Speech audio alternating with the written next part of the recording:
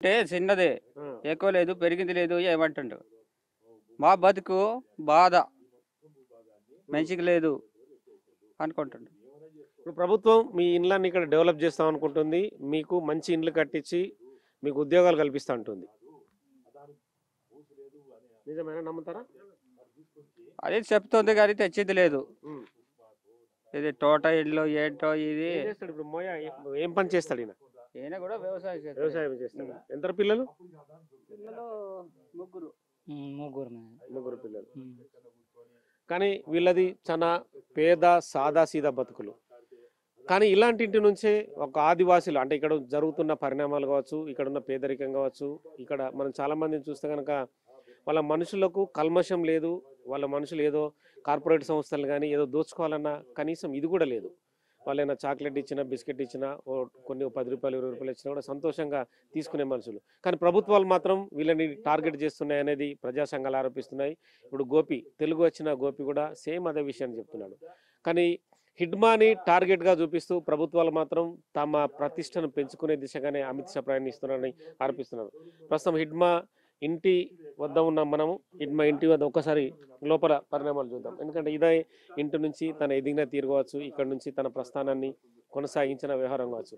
40 ఏళ్ల పాటు పార్టీలో ఎదురులేని వ్యక్తిగా గెరిల్లా ఆపరేషన్కి ఒక కేంద్ర బిందువుగా తను రంగంలోకి దిగాడంటే ఖచ్చితంగా ఏ పోలీస్ అయినా బలి కావాల్సిందే అన్న స్థితిలో మావోయిస్టు పార్టీని ఎక్కడో అంటే దాదాపుగా అంటే ఆకాశం శిఖరాన ఉంచిండు అనేది ఖచ్చితంగా చెప్పచ్చు. కానీ అదే మావోయిస్టు పార్టీ హిడ్మా పోలీసులు ఎదుట నేల కొరిగిన తర్వాత అందపాతాలనికి దారి స్థితికి వచ్చింది.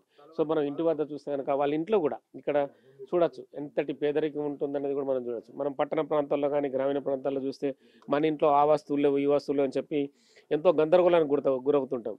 కానీ వాళ్ళ ఇళ్లలో ఎటువంటి వస్తువులు ఉండయి, వాళ్ళు ఎక్కడ వేసినా అంటే మామూలుగా అన్నాన్ని వండుకున్న మిగతా పాత్రలు కావచ్చు అవన్నీ అక్కడ వేసి ఉంటారు. ఇంట్లో కూడా కోళ్ళు తిరుగుతున్న దృశ్యాలు మనం చూడవచ్చు. అంటే సాదాసీదా బతుకుల నుంచి ఖచ్చితంగా బతుకులు కానీ ఆదివాసీ గ్రామాలు, గిరిజన గ్రామాలు అభివృద్ధి పథంలో ముందుకెళ్లాలని చెప్పి హిడ్మా లాంటి, బార్సా దేవ లాంటి ఎంతోమంది వ్యక్తులు ప్రయత్నం కొనసాగిస్తున్నారు. కానీ అదే హిడ్మా వీళ్ళకి ఖచ్చితంగా రేపటి భవిష్యత్తు కాలంలో ఆదర్శంగా నిలిచే అవకాశం కనిపిస్తుంది. ఎందుకంటే హిడ్మా అనే పేరు ఖచ్చితంగా వీళ్ళను డెవలప్మెంట్ దిశగా తీసుకెళ్లే అవకాశం కనిపిస్తుంది. అంటే హిడ్మా గురించి కొంచెం చెప్పండి, మీకున్న పరిచయ క్రమం కావచ్చు. మీరేమవుతారు, బావ అవుతారా? మాకి బావ అవుతాడు. మాకి ఇప్పుడు వచ్చి మాట్లాడింది లేదు. మాకి ఇప్పుడు ప్రజలు గురించి తిరుగుతున్నాడు, కానీ మా కోసం కాదు.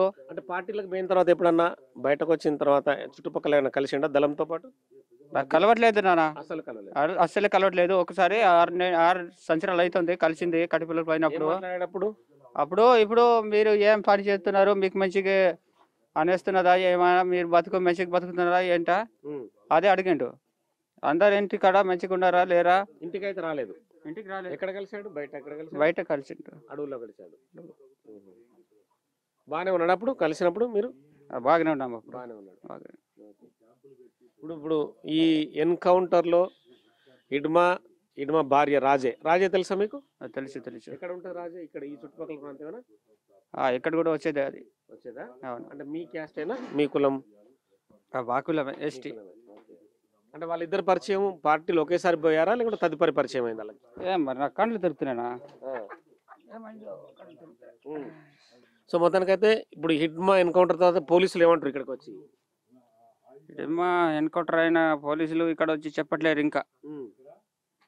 ఇప్పుడు హిడ్మా చనిపోతే పోయింది కానీ మీకేంటి అంత ఆలోచన అని చెప్తారు ఎవరు. కానీ ఎవరున్నారు ఈ ప్రాంతం నుంచి మావోయిస్టులుగా? బార్సా దేవ ఎవరు? బార్సా దేవ ఇక్కడ కాదు, ఓయిపారా. తెలుసా నీకు బార్సా దేవ? తెలుసు. హిడ్మా తర్వాత ఇప్పుడు ఆయనే గెరిల్లా నడిపించే పార్టీ అధినేతగా ఉన్నాడు. నాకేం తెలుసు, అలాంటి సంగతి మాకు తెలియదు కదా. మేము వాళ్ళకి కలవము. మమ్మల్ని నక్సలైట్లో మీ కుటుంబం నుంచి ఎవరైనా చేరారా? మా కుటుంబం నుంచి ఇంకా ఇక్కడ నుంచి మడవల దగ్గర నుంచి ఎవరు చేరట్లేదు. కుటుంబం నుంచి? మా కుటుంబమా? మా బిడ్డ ఉంది. నా బిడ్డ సొంత బిడ్డ ఉంది. పార్టీలకు ఎందుకు పోవాలి? హిడ్మా చనిపోయాడు కదా, ఎన్కౌంటర్ అయిన కాడ అది కూడా ఉంది. అదే దానికి జైలు పెట్టిండట, రాజమండ్రి జైలు పెట్టి ఉన్నారని.